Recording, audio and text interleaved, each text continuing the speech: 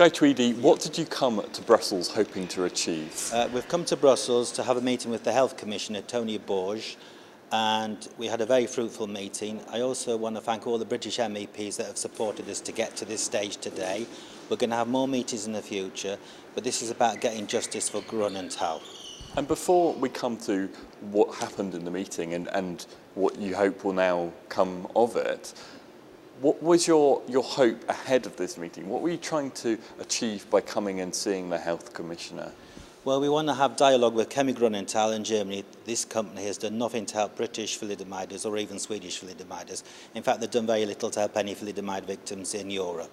You know, it's an absolute disgrace that they've got away with murder really for 50 years. That's what it comes to. You know, they've done nothing at all, and they need to do the right thing. And we've had a good meeting. As I said, we're going to have another meeting in the future, in the next 5 or 6 weeks, and we are going to make progress. It's going to take time, but we are going to get there. You know, I've been campaigning for 11 years, and we will get justice eventually for British thalidomide victims and thalidomide victims around Europe as well.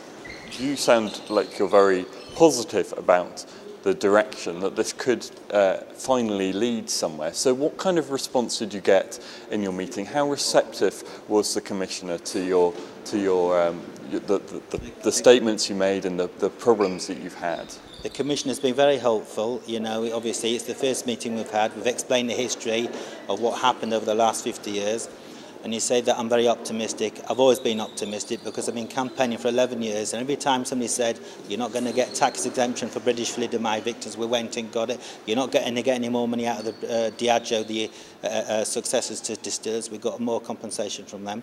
We got help from the British government. So I go into battle, and that's what it is. It's a battle, and we will get justice in the end. It may take a few more years, but we will get justice for thalidomide victims in the UK. You mentioned that you're going to have follow-up meetings, but in this particular meeting, what did the Commissioner have to say when you explained the situation? Well, I think we had as I said before, we had a very fruitful meeting. We explained the history because obviously there's a lot to talk about. You know, this has been going on for 50 years. People don't realise the history of what happened and the trials in Germany that was absolutely farcical. You know, for instance, the judge called it off after 2.5 years. And, you know, people have got to understand the truth, and the truth hasn't been coming out, and hopefully it will come out eventually, and we will get justice. When you say you'd like to get justice, what do you ultimately want to achieve on behalf of survivors like yourself and others? Well, I want, you know, it's not just about money. We want a proper, meaningful apology from Grunenthal because they've been lacking in that. They've done nothing at all, you know. In the whole of the 50 years, they haven't even given as much as 60 million euros in today's money to help thalidomide victims around the world.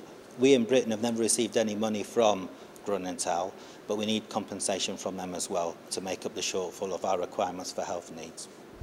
I understand that in Germany, victims there have received compensation. How much hope does that give you that you might be able to get compensation for victims in the UK?